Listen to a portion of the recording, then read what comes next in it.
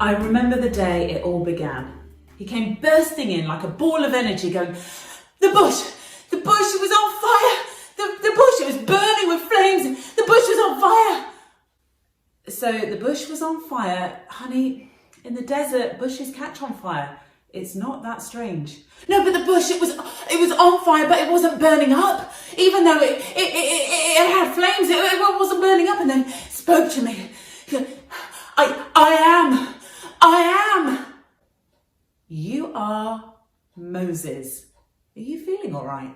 No, I am spoke to me. Yahweh, the God of the Hebrew people, my people. My God, he spoke to me through the burning bush and he said, I've got to go to Egypt, to Pharaoh, and I've got to demand that he lets the Hebrew people go. You've got to go to Egypt, to Pharaoh, and tell him to let all his slaves go. Yes! Now, honey, I love you. And you know, I think you've got so many great qualities, but honey, public speaking is not one of them. I know.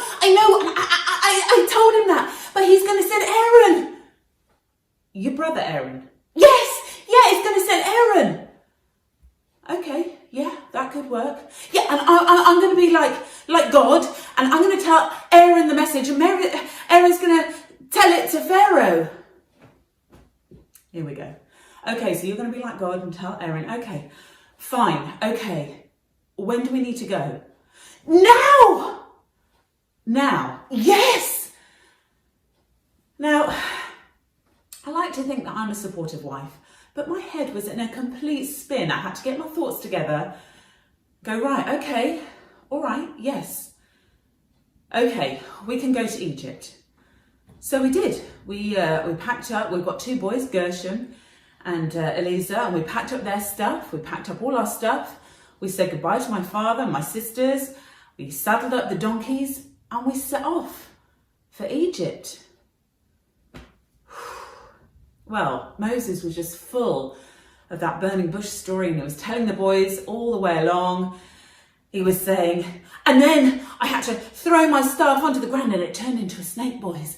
And then God told me to pick it up by its tail. And as I did, it turned back into the staff. Yes, but you are not to pick up a snake by its tail. No, never. Because it can turn around and bite you. You never pick a snake up by its tail. Yeah, but God told me. I know God told you. That's great, darling. But boys, never do it, okay? He's not going to ask you to do that. Well, it seemed like quite a long journey. But finally, we started coming into Egypt and you could see it. The glittering, shimmering temples in the golden sun.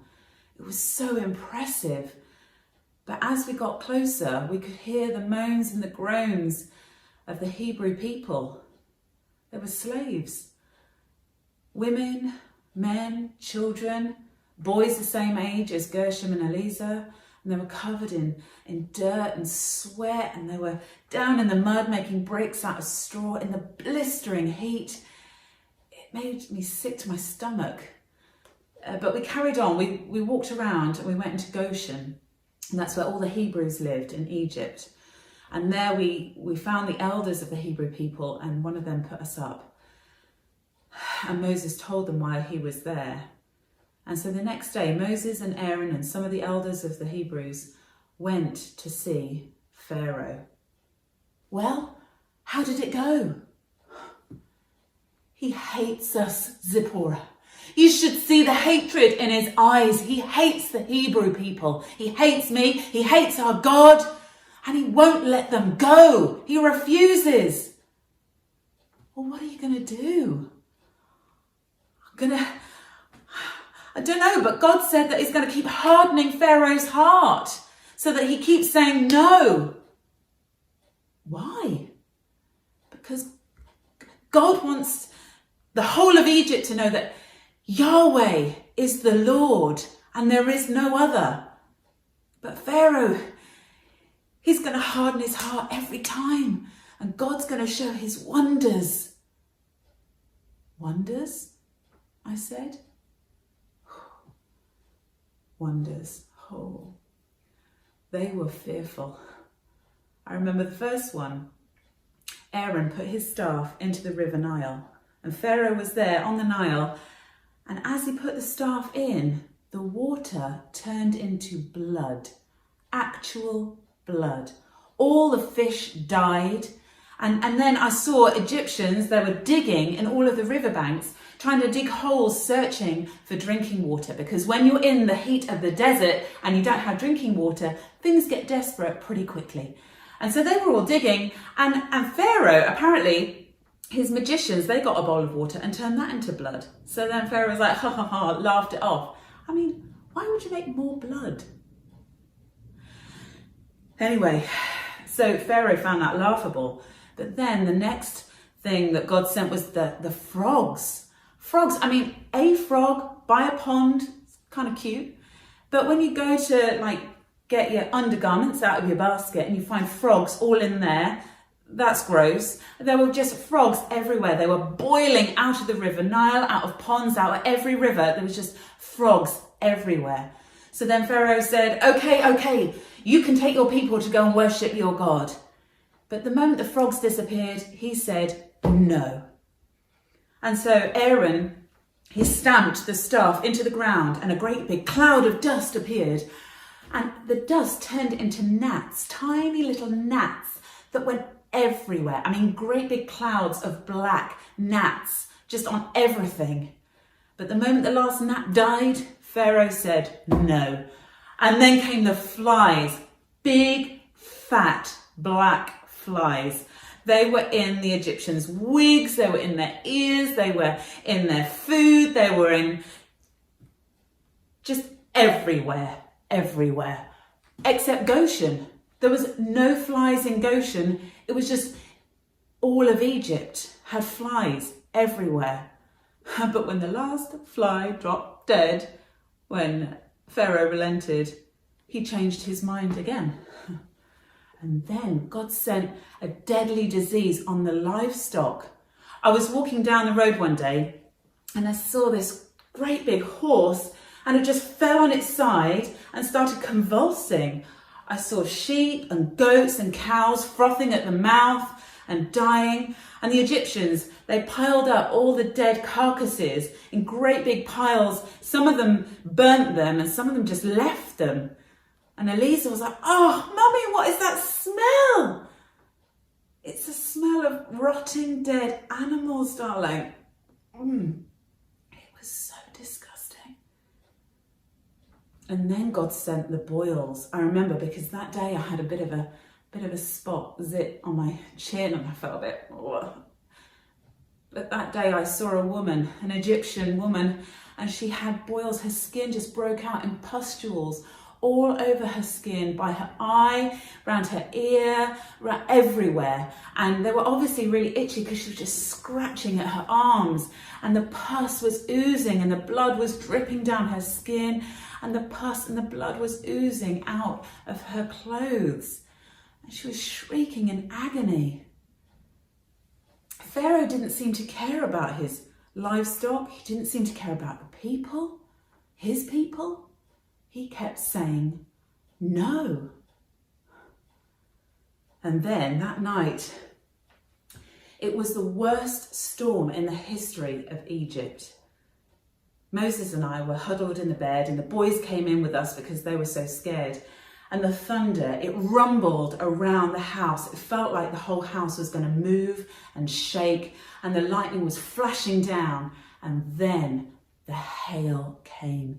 It was pelting and hammering down. And Moses turned to me and said, I told Pharaoh that if anyone was left out in the fields, they would die. And some Egyptians did die. They didn't care about this Yahweh. They didn't think that it was going to affect them. And they were killed by hail. It was horrendous. Well, then came the locusts. I mean, have you ever seen a locust? It's like a giant green insect that bites and tears and devours. I mean, the locusts, they came like swarms, armies of green insects, and they just stripped the land bare. Any tree or crop that the hail hadn't battered down, the locusts just stripped them bare. any livestock that had managed to survive the deadly pestilence.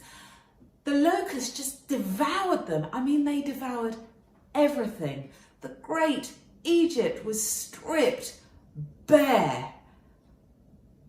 But even after that, when that had gone, and the last green locust had gone, Pharaoh said no. He hardened his heart again. The great morning and evening star versus the great I am. Well, the next thing that happened was the darkness. My boys were playing out in the sunshine, but as I walked to the edge of Goshen and I looked at the rest of Egypt, it was like looking into the mouth of hell.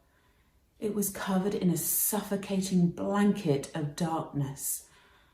No one seemed to be moving. I think because they couldn't see anything, they didn't know where they were scared. It was like the absence of warmth, the absence of light, just utter darkness for 3 whole days. And then apparently Pharaoh said, "Fine, you can let the Hebrew people go." But the moment the warmth of the sun started shining back on Egypt, he said, "No, they cannot go." He said no to God. So Moses told us, all the Hebrew people, we had to prepare a meal. And so I had to go and get a lamb without blemish and prepare it for the meal. I said, "Moses, you get the fire going. I'll prepare the lamb. And boys, I want you to get your shoes on because when Daddy gives us a signal, we are going to go, okay? I packed everything up. Yes, you can take 3 teddies each. Yes, you can take your blankie. But that's it, okay? I've packed everything else over there, so don't touch it, don't get anything out, don't unpack it, okay? Because when Daddy says, we are going to go." Yeah, okay. Got it? Right. And then I started to rub bitter herbs into the lamb after I drained the blood off into a bowl. And then we roasted the lamb and we ate it. And anything we didn't eat of the animal, we burnt up in the fire. And then I took the bowl of the lamb's blood and I took branches of hyssop. Come here, boys. Here you go. Take those branches. Moses, you have that. "What's this, Mum?" "The branches, darling." "What are we doing?" "Okay, well, you're going to dip it in here." "What's that?" "It's the blood of the lamb that we ate." "Okay, so dip your branches in there, put the bowl down, and we opened our front door. And I said, "Right, we're gonna paint all the way round the door frame with the blood." "Why?" "Because God's going to send an angel of death tonight. But when he sees the blood around our door frame, he's going to pass over us and we'll be safe." Okay? So you paint down there. That's it. That's it. Okay. Yeah. Well done. Good boys. Okay. Right. Come on in. Come on in. Shut the door. We closed the door and we huddled around the fire and I held tightly to my boys and we waited. There was a cold breeze that came and it sent a shiver down mine and Moses' spine. And then we felt it. We felt a presence come to the door.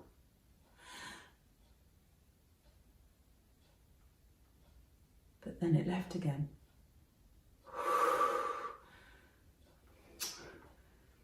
I kissed my boys. "I love you. We're safe. Yeah, we're safe. We're safe." And then we heard it.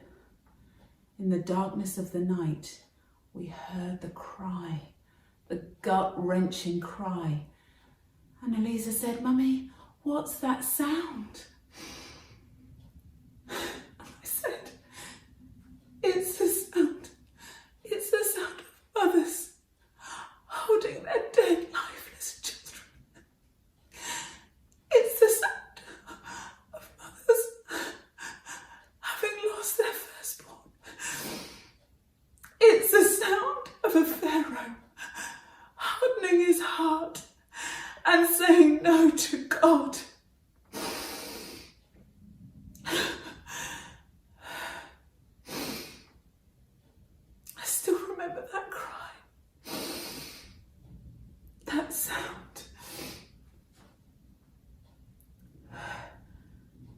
And then Moses gave us the signal. Right, boys, we're going. We gathered all our stuff, we opened the door and we walked out. And I looked back to see hundreds and hundreds of Hebrews that had been slaves. They were coming out of their houses and tentatively shutting their doors behind them. And they walked out of their slavery towards their freedom, amidst the cries that came out that night. God led us. He led us through the wilderness. He sent a pillar of cloud that led us by day, and then it turned into a pillar of fire by night. Can I touch the fire, Mummy? No. When have I ever said it's okay to touch fire? No, you cannot touch it.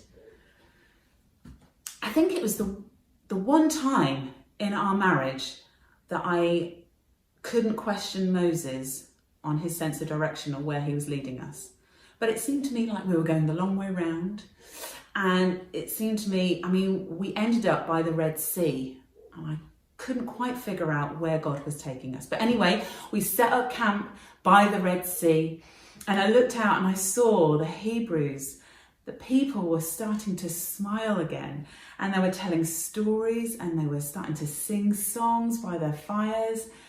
It was just so good to see. But then we heard a sound. I didn't recognize it, but the Hebrews, they recognized it instantly. And it sent them into such a wild panic. They were running in all different directions. And I said, Moses, what is that? What's going on? And he said, it's the sound of the trumpets of the Egyptian army. They must be chasing us. And you could hear this distant rumble and clatter of chariots. I said, Moses, what are we going to do? And Moses, he started walking down to the water with his staff. And I thought, this is it. He's going to drown himself. Moses, come back. But then I watched as he took his staff and he put it into the Red Sea. And just as he did, a giant wind came from heaven and blew. It blew so strong that the waves no longer lapped on the shore, but they started lapping against one another, creating like a giant crease down the middle of the Red Sea. And the great big waves were crashing together until they weren't touching. The wind had blown them apart, and there was a great big dry path through the Red Sea with two giant walls of water on either side. And Moses turned round and he beckoned us. And I took Gershom and Eliezer and I started walking down, and all the Hebrew people, we started walking as one, and we walked on the dry ground through the Red Sea.